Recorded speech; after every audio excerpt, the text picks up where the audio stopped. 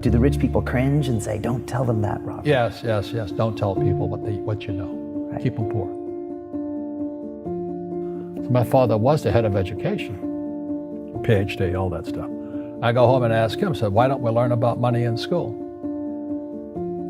And he looked at me and says, because the government doesn't let us teach that subject. The government tells us what we can teach and what we can't teach. And I thought that was strange. And I said, but aren't we going to school to learn about money? He says, no, your job is to get a job.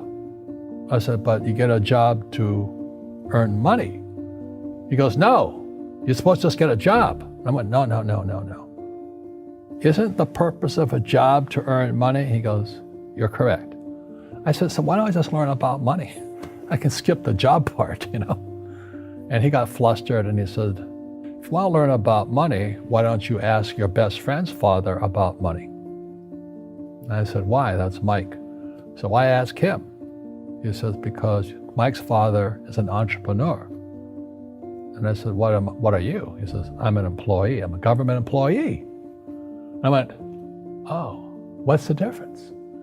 He says, the difference is an entrepreneur must know about money, or they're no longer entrepreneurs.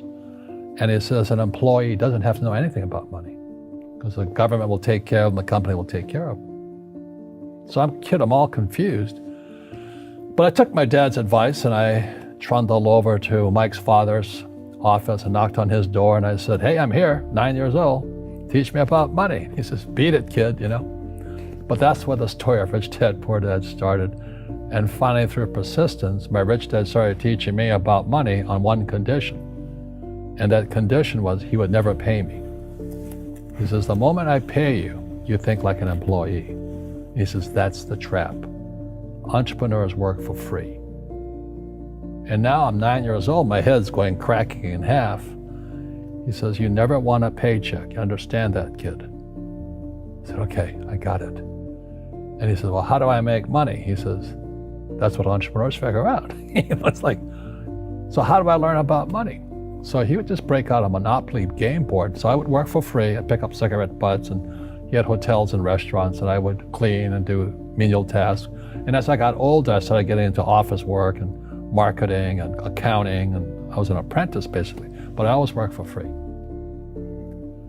And he would teach me about money, but the way he taught me about money was playing Monopoly. And finally one day I got upset. I said, well, when are you going to teach me about money? He says, what do you think we're doing? We're playing Monopoly. He goes, no. What do you think we're doing? We're playing Monopoly. He says, what do you think we're doing? So I don't know. I'm teaching you about money.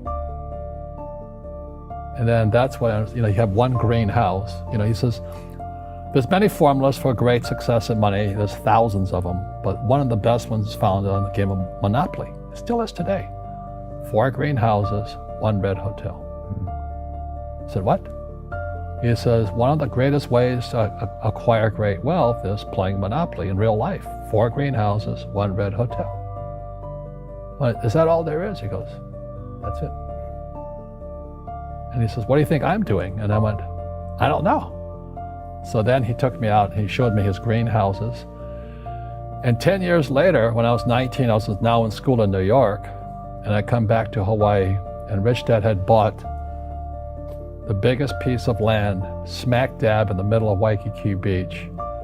And when you go to Waikiki Beach today, you'll see the Hyatt Regency Hotel. That was his hotel. Just like the game of Monopoly. Just like the game of Monopoly.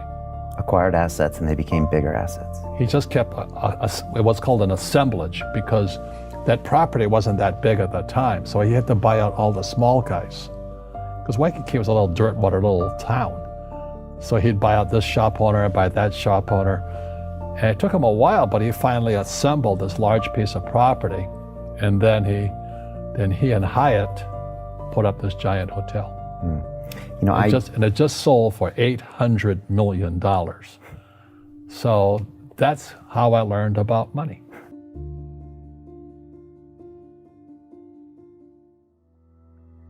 I've had financial crashes. I've had people stab me in the back, but they're all good because I grow from it. That's spirituality. Right.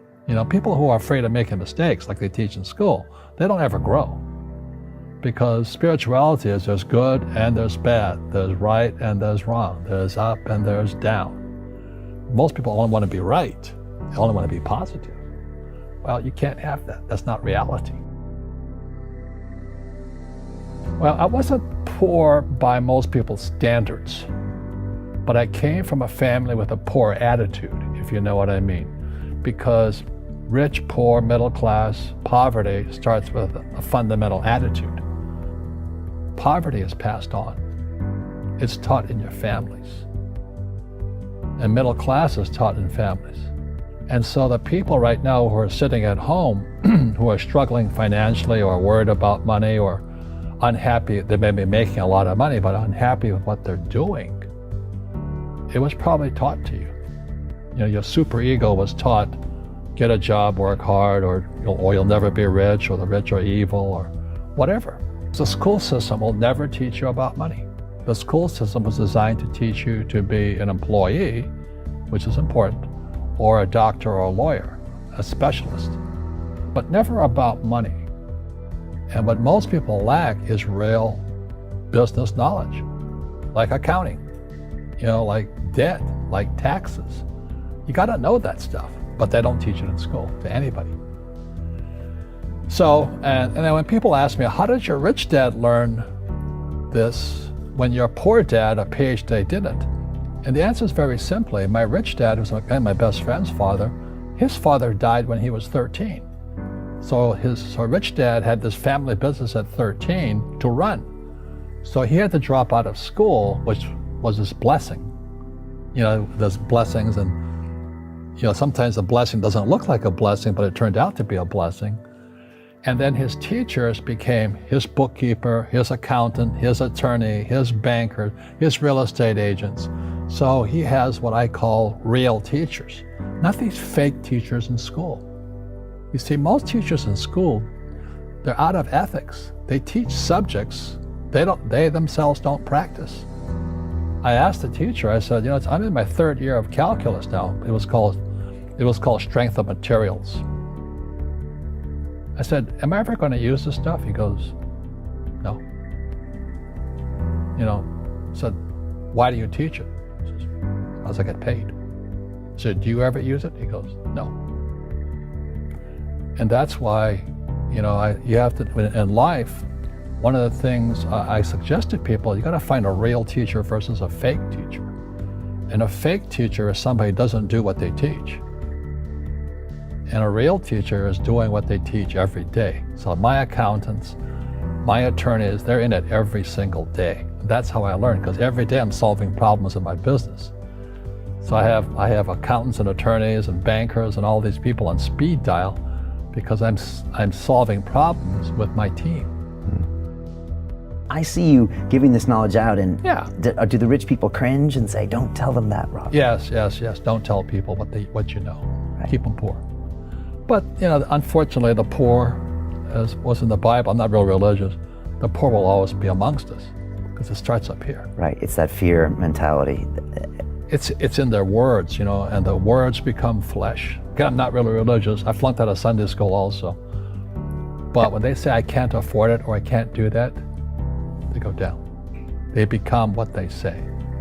My PhD daddy says, what do you think I am, made of money? I can't afford that. And my rich dad would say, that's why he's poor. Poor people say, I can't afford it, I can't do that, I don't have time. Because it's an escape. It's an escape, you know what I mean? It's easy to say, I can't afford it. And your rich dad used to say what instead of, I can't afford it? How can I afford it? How can I do that? What would it take, or why should I do that? He says that a question opens the mind, a statement closes the mind. See, when you say, I can't afford it, your mind shuts down, and you become what you say. Rugby is a team sport, but so is soccer. The rules are different. And other people are golfers. They play by themselves. And so everybody's different. So my game financially is business, number one. Second is real estate. So what I say to young people is, you find your game.